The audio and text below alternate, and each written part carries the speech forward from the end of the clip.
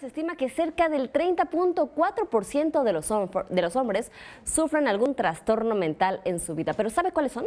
Vea. Hay una gran variedad de trastornos mentales, cada uno de ellos con manifestaciones distintas en general. Se caracterizan por una combinación de alteraciones del pensamiento, la percepción, las emociones, la conducta y las relaciones con los demás. De acuerdo con los últimos datos de la Red Nacional de Salud, los trastornos psiquiátricos más frecuentes son la ansiedad con un 14.3%, seguidos del uso de sustancias 9.2% y los afectivos 9.1%. Pero creo que como hombres se ven más presionados nos vemos más presionados a la manutención familiar y esas cosas que de repente sí caen sobre la espalda. El 50% de los trastornos inician antes de los 21 años de edad. El 30.4% de los hombres los sufren alguna vez en su vida. Estoy estresado en este momento, me acaban de poner el candado en el carro. Mire. Las personas con problemas mentales presentan tasas elevadas de discapacidad y mortalidad. Por ejemplo, la gente con depresión mayor o esquizofrenia tiene una probabilidad de muerte prematura de un 40 a un 60% mayor que la población general, debido a los problemas de salud física que a menudo no son atendidos. Con imágenes de Javier Martínez, Saray Mariscal, 21 Noticias.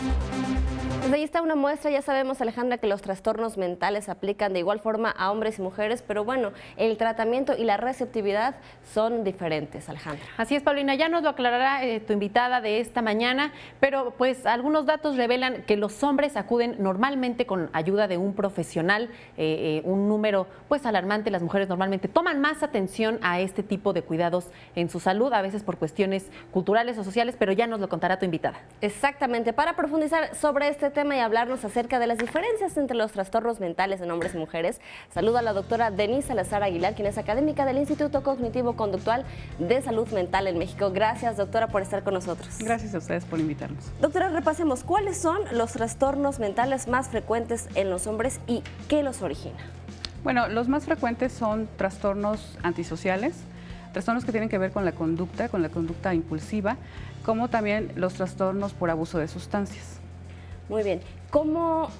¿Qué tan receptivos son los hombres, doctora, para cuando uno los quiere ayudar o para pedir ayuda también? Bueno, esto tiene que ver con la cultura y es cuestión de género. Los hombres por lo general no piden ayuda, no piden apoyo. Son cuestiones que tienen que ver con su masculinidad. Es decir, ellos tienen que demostrar fortaleza y pareciera que es una debilidad pedir orientación, pedir ayuda. Sus conductas son más compensatorias, por eso es que esta parte de abusar de sustancias se da más. Es una cuestión también, como usted dice, cultural, porque además ellos tienen este cargo de que deben de ser los proveedores del hogar, deben de estar siempre compitiendo por ser más dominantes, con incluso los mismos hombres, ¿no? ¿Cómo esto les afecta, doctora, para que desencadenen esos trastornos? Bueno, eso viene desde los estilos de crianza. Los estilos de crianza nos enseñan cómo las niñas tienen que manejar sus emociones y cómo los niños tienen que expresarlas o manejarlas.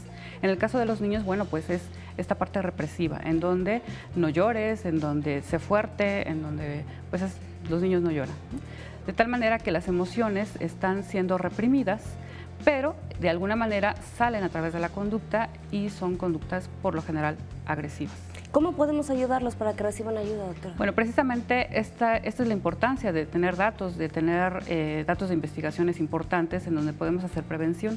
Entonces, desde casa, desde la primera infancia, tenemos que enseñar que esta cuestión de género no tiene que ver con el manejo de las emociones, que hay que expresarnos, que hay que decir, que hay que comunicar lo que sentimos y que tenemos el mismo derecho de sentirnos vulnerables en algún momento, ¿no?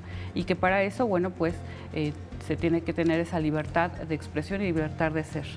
Justamente, doctora, y usted hablaba sobre el abuso de sustancias tóxicas. ¿Es más frecuente en hombres y en mujeres que tienen trastornos mentales el uso o el abuso de sustancias tóxicas?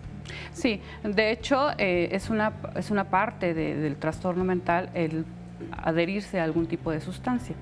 En el caso de los hombres, bueno, pues es el alcohol, más que otro tipo de sustancias, también pueden ser otro tipo de sustancias psicotrópicas, pero sí tiene que ver con una antesala de un mal manejo de los impulsos, ¿sí? Pueden ser conductas antisociales o disociales el trastorno. Y esto además, doctora, no nada más afecta a los hombres, sino a un núcleo familiar. Si el hombre empieza a abusar del alcohol, de sustancias tóxicas, también comienza a ser tóxico el ambiente familiar. ¿Cómo repercuten los hijos? Por supuesto, es un impacto totalmente, podemos decir, grave, porque ahí es donde se genera el circuito o el círculo de violencia, ¿no? El hecho de estar en un ambiente hostil, un ambiente de agresión, un ambiente de abuso, pues esto genera en los menores un ambiente de desconfianza. Y además futuros trastornos mentales en esos pequeños.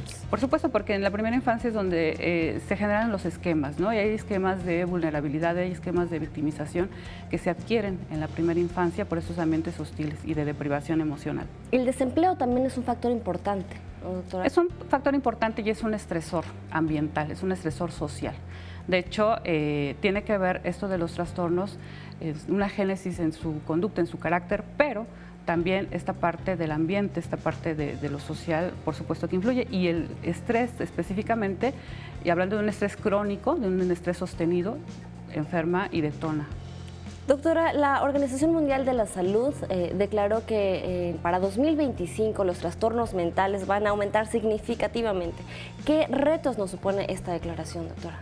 Bueno, nos ponen el reto primero de la reflexión y de concientizar que este es un problema mayúsculo. La salud mental es un problema de salud pública. Entonces tenemos que hacer prevención. Tenemos que empezar, bueno, pues en casa, empezar con los menores, empezar con los niños, con las niñas, los adolescentes. Y bueno, ya cuando se es adulto o adulto mayor que se tiene ya un trastorno, acudir a apoyo. Eso es muy importante. Es decir, no están solos, no estamos solos. No hay institutos, hay clínicas.